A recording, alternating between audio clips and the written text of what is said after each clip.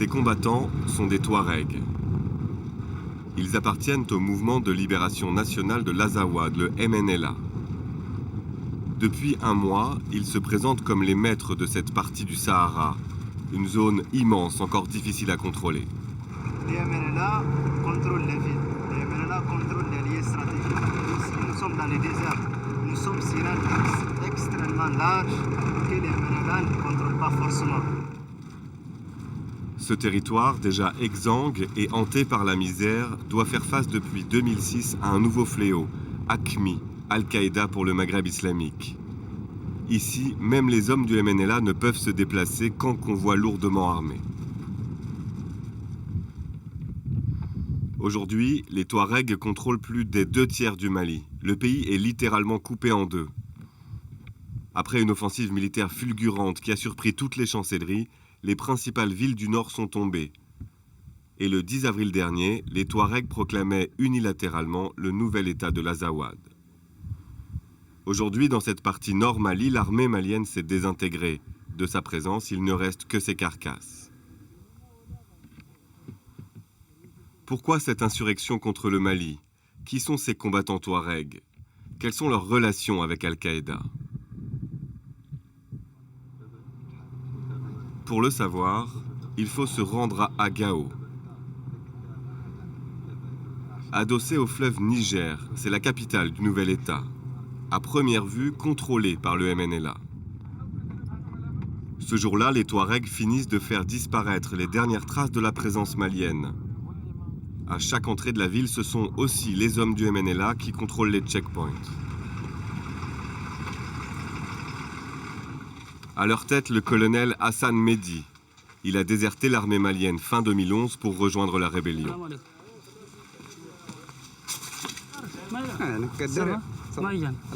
C'est un militaire de carrière. Il fait partie des officiers les plus expérimentés du mouvement. Ça, c'est la route du Niger. Il tente de contrôler cet axe, la seule route du pays. C'est l'axe Gao-Niamey, en passant par Ansongo et Labzanga. Ah ouais, bien sûr. Sa préoccupation aujourd'hui, empêcher les armes venant de Libye de pénétrer en ville.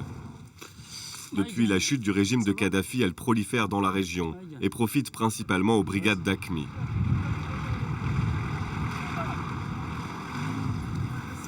Il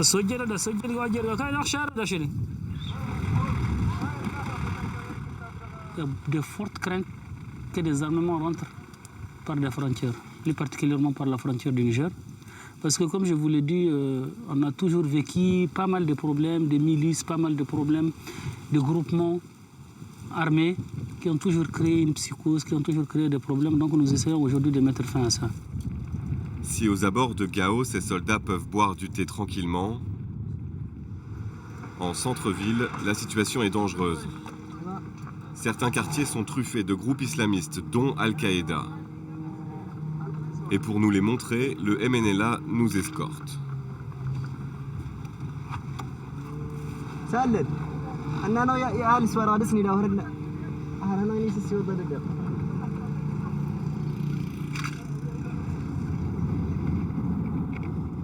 Il faut rester discret et filmer derrière des vitres teintées.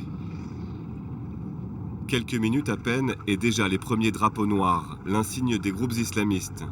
Ici, un véhicule d'Ansardine, le groupe intégriste Touareg.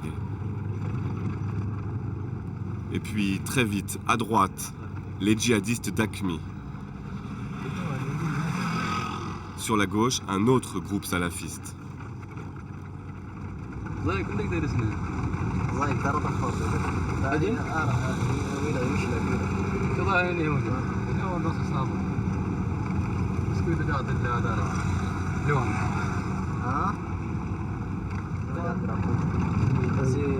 C'est vous ça? C'est pour les MNLA. Si le MNLA reste encore la force dominante, grâce au matériel pris à l'armée malienne, comme ce blindé, à chaque déplacement, il constate que les islamistes sont de plus en plus nombreux.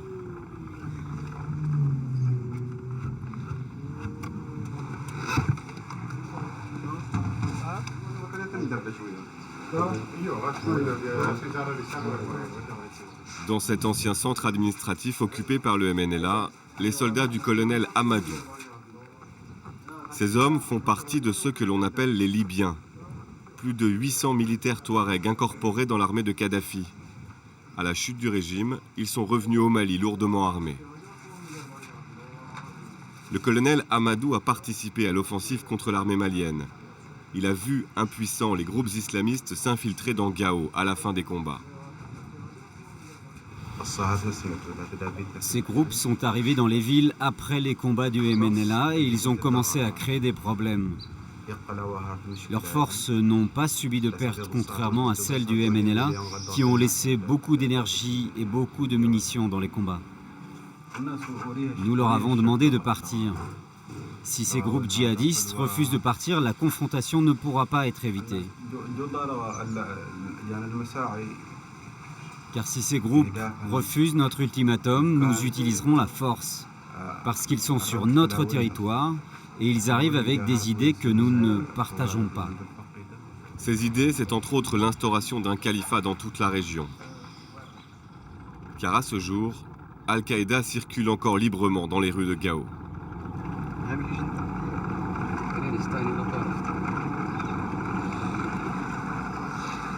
Face à la menace de ces groupes islamistes, le MNLA s'organise. Ce jour-là, dans le gouvernorat de Gao, les leaders ont convoqué les représentants de tous les partis et ethnies de l'Azawad. Al-Qaïda est bien entendu exclu de ces discussions.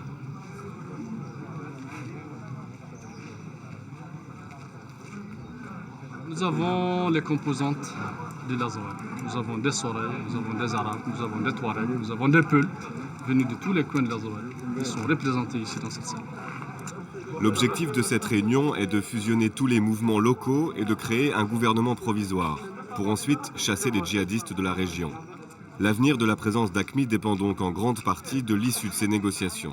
Vous avez vu que partout au monde, là où il y a un combat, c'est des groupes qui se précipitent toujours à infiltrer et à chercher à se renforcer. Donc aujourd'hui, l'Azawad, il est à un stade où il a besoin de cohésion. Nous avons plutôt besoin de la cohésion. Une fois que la cohésion est là, les Azawadiens peuvent eux-mêmes prendre leur sort en main et demander à ces groupes de quitter le territoire. À ce moment-là, le MNLA cherche à intégrer les hommes d'Ansardine, la faction touareg islamiste qui joue en ce moment la confusion avec les salafistes. Une alliance sans laquelle il sera difficile de contrôler l'Azawad.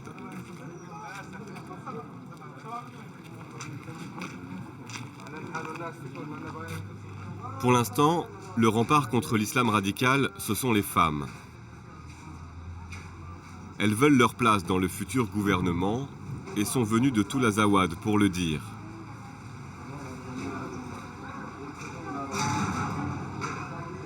Nous voulons être là pour réclamer nos droits et devoirs, pour que la femme nomade, c'est le pilier de la maison de tous les temps. À plus forte raison aujourd'hui, quand un gouvernement veut être là, imposer, éduquer, parler, sortir de l'enceinte en gardant notre tradition. On veut parler des mariages précoces, par exemple, on veut parler des multiples divorces. On est prêt si on ne nous met pas, si on n'a pas nos droits et devoirs, si on n'a pas été appliqué dans ce système de sainteté, on va prendre les armes, on va se rebeller nous aussi pour imposer notre présence. À côté, les négociations vont encore durer pendant plusieurs jours. Aujourd'hui, sans un consensus entre factions, le Nord Mali, rongé par l'islam radical et la menace des milices locales, pourrait à nouveau basculer dans le chaos. Pour comprendre comment la région en est arrivée là, il faut quitter Gao et s'enfoncer vers le cœur du pays touareg, dans le Sahara, terre ancestrale des hommes bleus. Ces éleveurs nomades, aujourd'hui combattants, sont en révolte depuis les années 60 contre le pouvoir central malien. Il faudra parcourir 300 km de pistes pour rejoindre le village d'Ali, rasé par l'armée malienne. Ce soldat est engagé depuis plus de 20 ans dans la rébellion.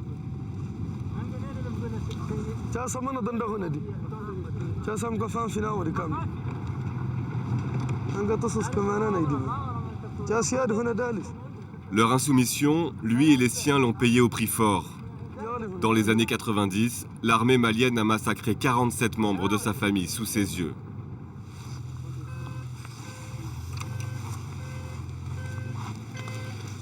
Pour la première fois depuis la fin des combats, il revient sur les tombes de ses proches.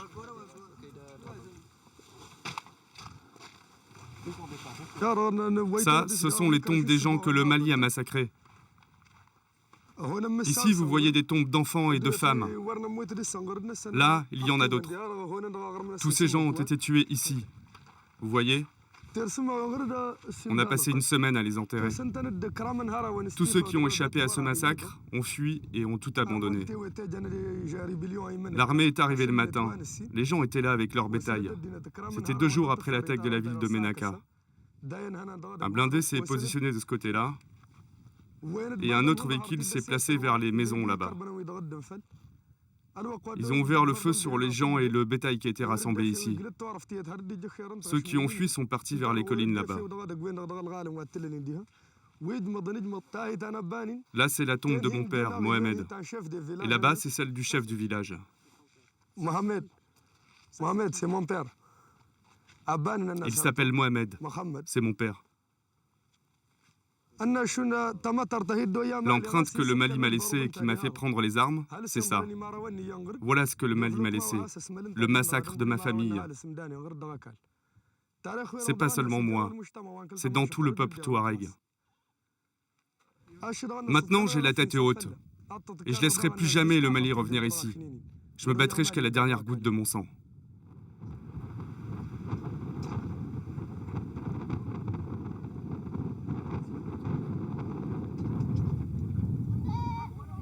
Les survivants ne sont jamais revenus dans le village. Ils vivent depuis dans des huttes non loin de là, dans le dénuement le plus total.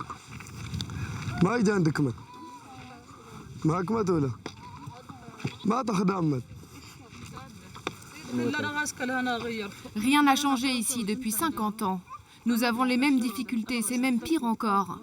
L'élevage est difficile, le vent, le soleil, la soif. Le Mali n'a jamais rien fait pour nous. Avant, on avait une pompe à eau, mais l'armée malienne l'a détruite. On n'a jamais bénéficié d'aucune aide venant du Mali, même l'école. C'est nous qui l'avons installée sous les arbres. Le Mali n'a même pas pu construire des écoles pour nos enfants. Nos familles ont été tuées par le Mali, dans les maisons là-bas où on vivait avant.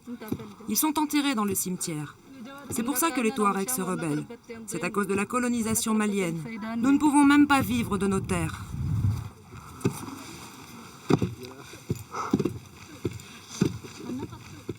Ces injustices, les Touaregs les vivent depuis plus d'un demi-siècle.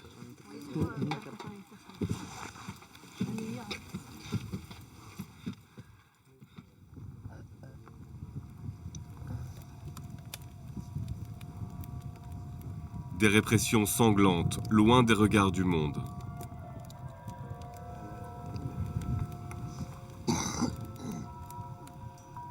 Ali est le descendant de 3 générations de Touaregs révoltés. Une vie d'errance avec ses compagnons d'armes en plein Sahara.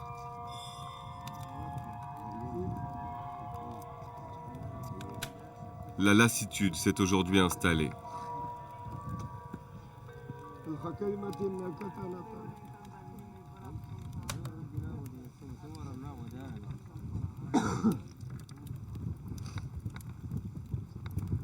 Malgré l'épuisement, chaque matin, ces hommes se forcent à redevenir des combattants.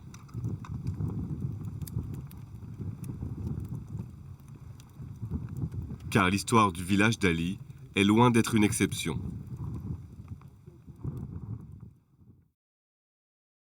À plusieurs centaines de kilomètres au nord, une vallée a été entièrement vidée de ses habitants.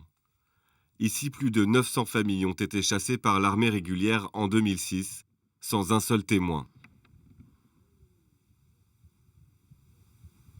Depuis, les troupes maliennes qui occupaient ce fort construit par les Français pendant la colonisation en ont fait une zone militaire, interdite à tout civil.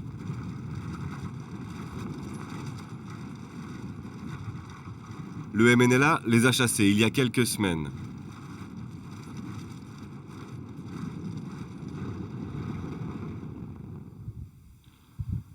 Pour la première fois, ces habitants peuvent revenir dans leur village et témoigner.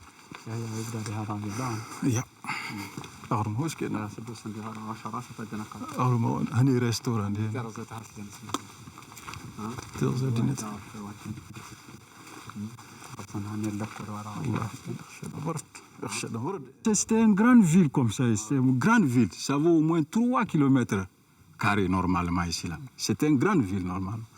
Mais ils ont cherché toutes les gens ici. Il y avait des boutiques, magasins, vidéoclubs, il y avait des gens ici. Il y avait beaucoup de gens qui étaient logés ici. Il y avait l'électricité très bien, tout était très bien ici. Oui.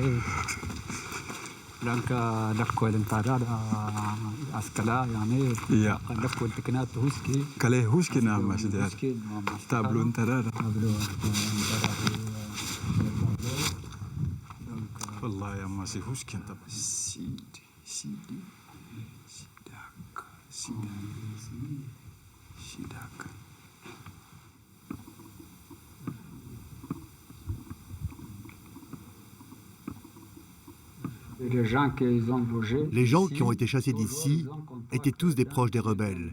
Et c'est pour ça qu'ils s'en sont pris à eux. Ils n'ont pas réussi à attraper les rebelles, alors ils se sont vengés sur la population.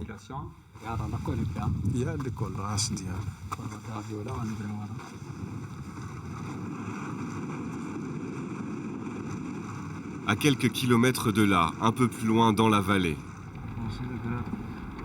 dans cette base militaire, 71 prisonniers de guerre maliens sont détenus par le MNLA.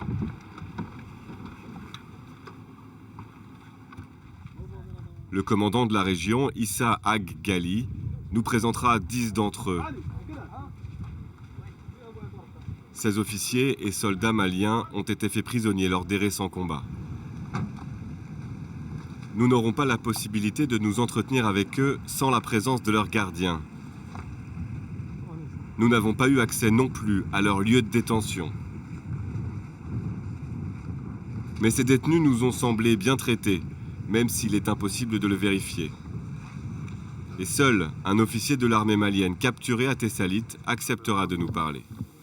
Nous prions au moins le Tout-Puissant pour qu'il y ait entente entre les deux parties, c'est-à-dire que le gouvernement et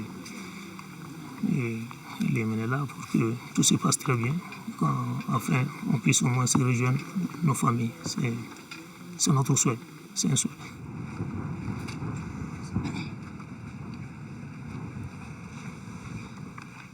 Vous voulez dire quelque chose ?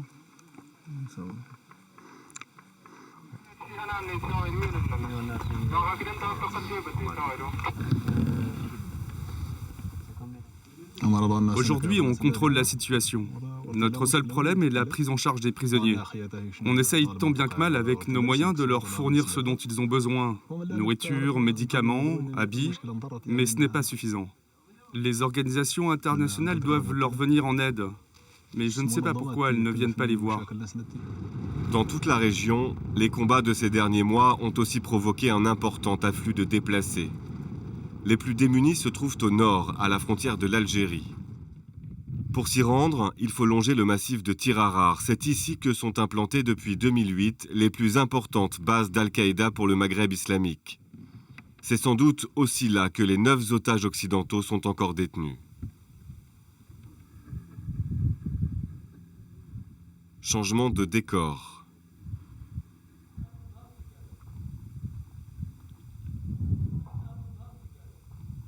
Changement d'atmosphère aussi.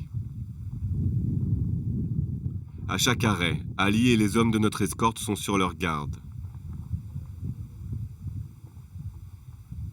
Ici, on est en pleine zone d'activité d'AQMI. Tout véhicule qui s'approcherait serait suspect. À la tête de ces hommes, Iknan, 25 ans, l'un des jeunes fondateurs du MNLA. Il est originaire du massif et en connaît chaque recoin.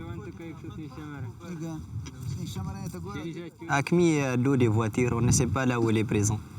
Ils ont aussi des gens qui sont placés un peu partout avec des téléphones satellites pour les renseigner, qui savent qu'on n'a pas de bonnes intentions envers eux. Ils savent qu'ils nous ont étouffés et qu'un jour, on se réveillera contre cet étouffement pour dire non à AQMI. Iknan confirme que les djihadistes d'Al-Qaïda ont profité eux aussi de l'immense marché aux armes libyens. Fusils automatiques, lance-roquettes et même missiles sol-air. À ce jour, aucune décision n'a encore été prise par le MNLA de chasser AQMI, mais des accrochages ont parfois lieu.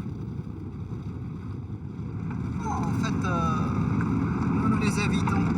Jusqu'à présent, on les évite. Mais il y a eu d'autres fois, il y a eu un frottement entre nous. On s'est rencontrés quelque part, on les a pris comme une armée étrangère. On les a attaqués, il y a eu un mort parmi leurs rangs. Toi, tu étais là? Oui, j'étais là pendant l'opération.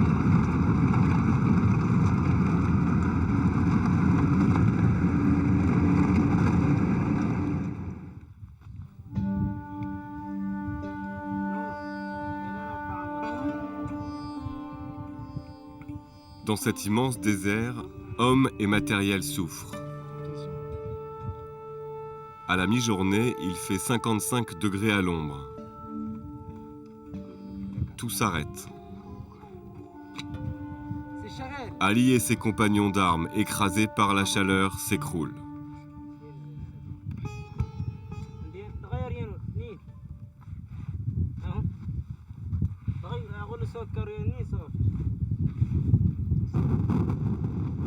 Quand le vent de sable se lève, la visibilité devient presque nulle. Impossible pour les guetteurs de voir les véhicules s'approcher. Il faut se remettre en chemin et traverser cette zone le plus vite possible.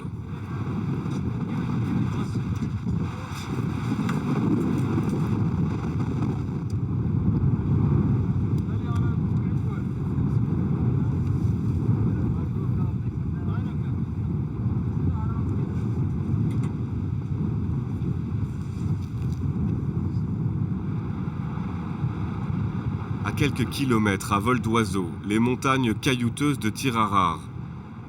On y trouve de l'eau et des grottes, une forteresse naturelle idéale pour se cacher. Avant d'être utilisée par AQMI, elle a servi jusqu'en 2008 de sanctuaire aux rebelles Touaregs. Les Américains, avec l'aide des Maliens, avaient tenté d'installer à proximité une base pour lutter contre le terrorisme. Elle a été pulvérisée par AQMI. Voilà la base qui a été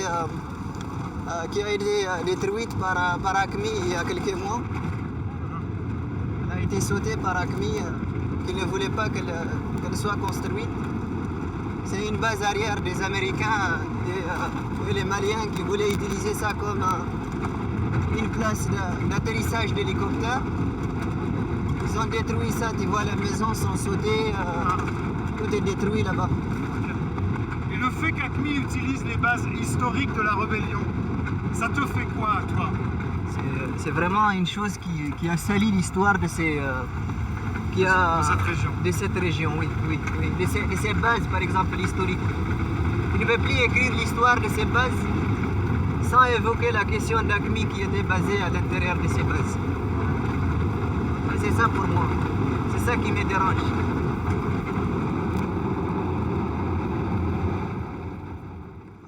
Aujourd'hui, l'un des objectifs du MNLA est de récupérer les jeunes Touaregs embrigadés par AQMI. C'est l'histoire de ce soldat. Il a passé 2 ans dans les rangs d'Al-Qaïda et a accepté de livrer son témoignage à condition de garder l'anonymat. À l'époque, il veut quitter l'armée malienne car son revenu de 90 € par mois est insuffisant pour nourrir les 25 membres de sa famille. J'ai amené une permission ici, il y a quelqu'un qui m'a trouvé. Lors d'une permission à Kidal, j'ai rencontré quelqu'un. Je lui ai demandé comment je vais travailler, moi, parce que j'ai trop de problèmes. Donc, il y a quelqu'un qui m'a dit que... Je cherchais du travail et il m'a affirmé qu'Al-Qaïda pouvait me donner 1500 € par mois. Je l'ai suivi et j'ai rejoint Al-Qaïda. Je suis resté au sein d'une brigade, mais ce que j'ai vu, ce n'était pas compatible avec mes valeurs. L'apprentissage coranique était quotidien. On quittait un endroit, on circulait, puis on s'arrêtait pour lire des versets du Coran. On faisait cela pendant 1 mois ou 2, et ensuite on changeait d'endroit. Je ne peux pas dire avec certitude de quel islam il s'agissait, mais je sais que c'est un islam différent de celui que nous pratiquons ici. Le chef de groupe, lui, ne m'a pas caché qu'il était pakistanais.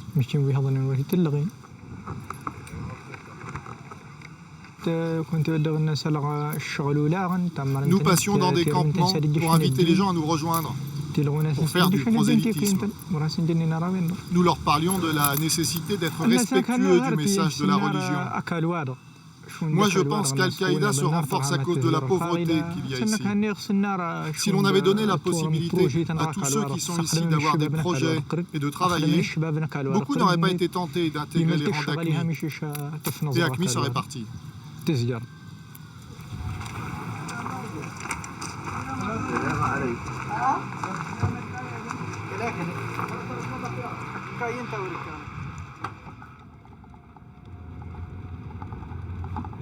Arrivé à la frontière algérienne, sous les yeux des militaires installés sur ces collines. Sur le bord de la piste, le regard est attrapé par des dizaines de monticules de terre signalés par des cailloux. Un cimetière à ciel ouvert.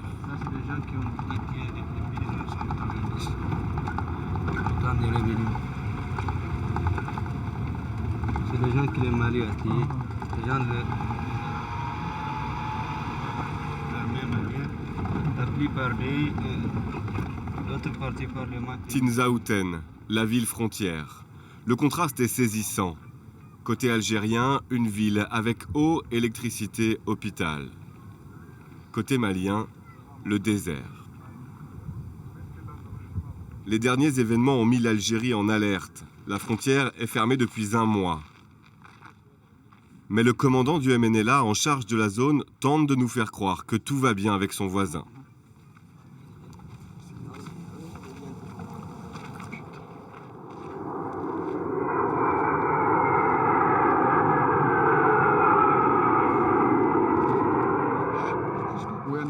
Nos relations avec l'Algérie sont bonnes. Non, il n'y a aucun problème. Nous n'estimons pas nécessaire de leur demander pourquoi ils ont fermé leurs frontières. Et pourtant, en moins de 10 minutes, les jets algériens violeront à 2 reprises l'espace aérien du Mali.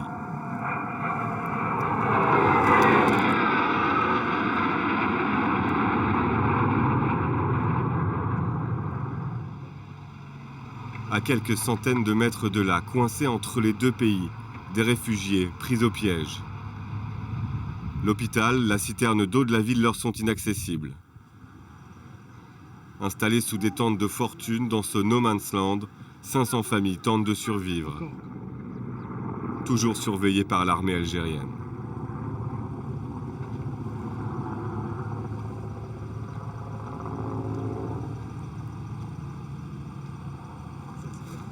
Sada, avec ses 6 enfants, a quitté Kidal il y a 2 mois.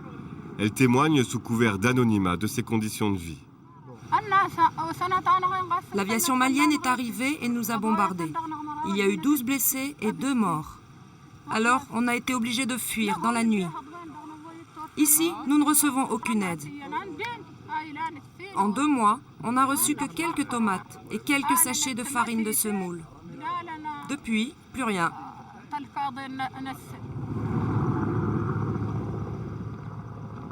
S'ils sont quotidiennement survolés par des hélicoptères, ces réfugiés n'ont vu à ce jour ni ONG, ni organismes internationaux.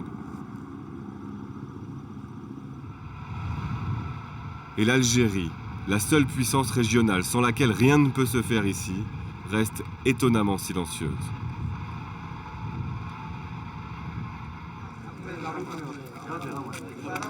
Retour à Gao. Après 3 semaines de discussion, les Touaregs du MNLA sont parvenus à composer leur gouvernement. L'alliance avec le groupe radical Touareg en Sardine n'a en revanche pas abouti. Une mésentente qui risque de fragiliser le tout nouveau conseil transitoire de l'État de l'Azawad. C'est ici, au siège de l'ancien gouvernorat, que le fondateur du MNLA a installé son quartier général. Bilal Ag-Sherif est la figure politique du mouvement. Il accepte de s'exprimer pour la première fois devant une caméra depuis le début de l'insurrection.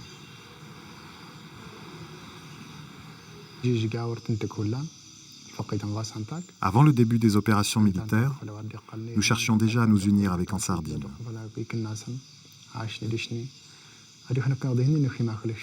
Mais leurs représentants nous ont expliqué que c'était impossible, puisque leur objectif est d'imposer la charia. Nous leur avons dit que sans être opposés à la charia, notre priorité était l'indépendance de l'Azawad. Nous avons ajouté que ce n'est qu'une fois l'indépendance obtenue que nous laisserions le peuple décider. Nous ne voulons rien imposer au peuple, ni la charia, ni la démocratie. Et c'est pour cette raison qu'à ce jour, nous n'avons pas encore trouvé d'accord. Bilal incarne une génération d'intellectuels touaregs formés à l'étranger. C'est lui qui a ressuscité le mouvement en 2010. Le MENALA a commencé sa conquête sans moyens. Il atteindra son but même sans moyens. Aujourd'hui, le premier objectif est atteint, chasser le Mali de l'Azawad. Le second objectif est de sécuriser l'Azawad et de le développer. Il est nécessaire de faire revenir les Azawadiens, les réfugiés, tous ceux qui ont été chassés. Tous ces gens dans les camps de réfugiés n'ont à ce jour reçu aucune aide. Je le répète, nous espérons parvenir à nos objectifs avec ou sans aide. Mais la communauté internationale a une responsabilité, en particulier celle de venir en aide à ces populations-là. Et c'est maintenant ou jamais.